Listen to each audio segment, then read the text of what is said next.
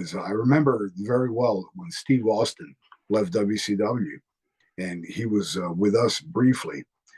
He was in awe um, at the fact that we had such brotherhood and sisterhood that he was even quoted by saying that he would have loved to have stayed with ECW because he felt very comfortable, and he was immediately like one of the guys over there as far as from that large scale stunning Steve, one of the Hollywood Blondes and a champion of champions, and then coming to ECW, he felt very, very comfortable.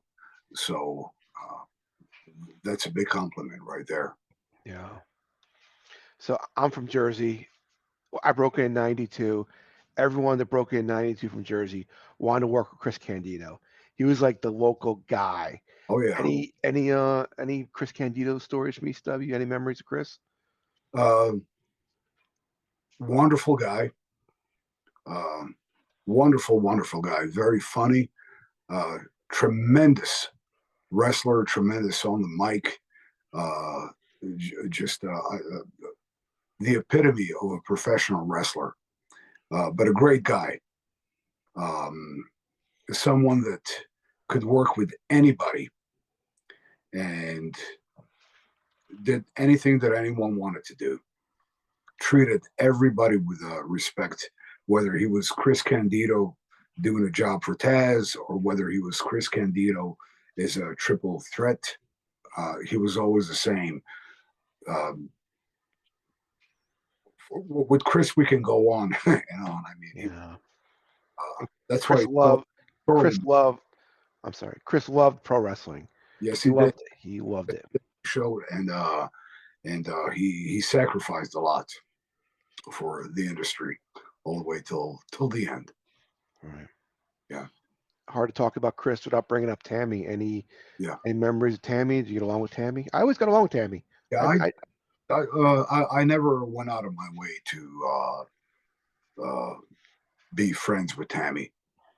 It was Chris. I felt comfortable around Tammy. I didn't feel uncomfortable. I just I never went out of my way. Because and it's almost like um,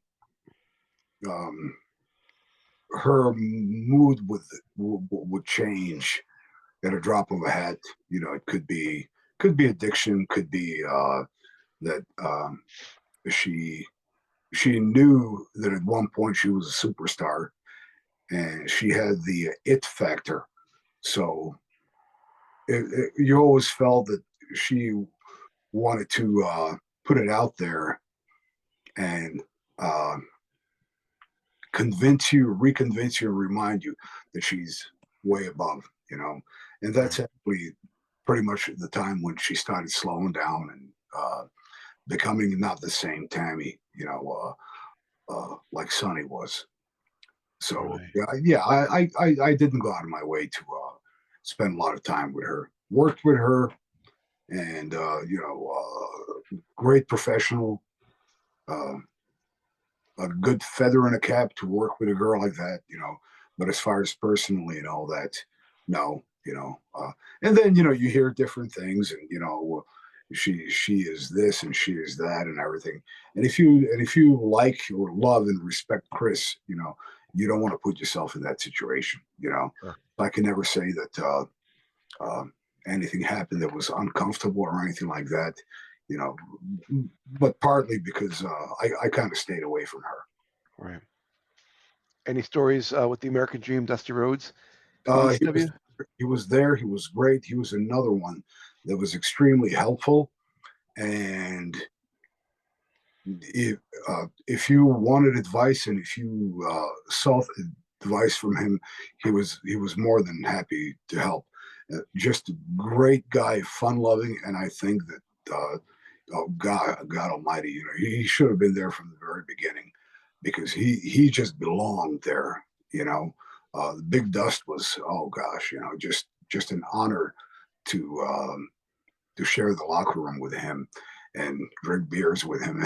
You know, just he was very, very helpful. You know, if you were willing to learn and willing to listen, and if he felt that he could help out, that there was something about an individual that should be groomed into for the higher level, he was definitely down for that. Yeah, Dusty was tremendous. You know, just an honor to have worked alongside Dusty Rhodes. And those ECW fans, they didn't embrace everybody. You No, know, just because he was a legend doesn't mean they were going to embrace him. But yeah, it's yeah.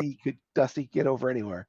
Oh yeah, yeah, yeah. I mean, you know, that was like I said, I think that Dusty would have done tremendous in ECW from the very beginning because you know, he was so diverse and versatile. You know that he could, you know, he could pretty much do anything and get over. You know, Right. he was so likable. Uh, Yeah. he was so likable and so well respected by everyone, and especially I mean, those that really got to work with him, you know, like Carino and everything. I think that's a tremendous feather in his cap, you Oh know, yeah. and especially, you know, for someone to be able to hang with him and you know, kind of like go toe to toe, especially for a guy of a younger generation. You know, it tells you how good he is. Uh, Right. Talk to me about your wrestling school coming up. Wrestling school coming up in Vineland, New Jersey. You know where Vineland is? Sure. We have a very nice facility, and it's right next to a martial arts training center. Um, and it's right off the main strip. What is the name of the It's actually Landis Ave. Landis Avenue? Yeah, wonderful facility, and of course we're gonna have our ring there, and you know we're getting all kinds of lighting, and um, I'm gonna have my gym there to do personal training.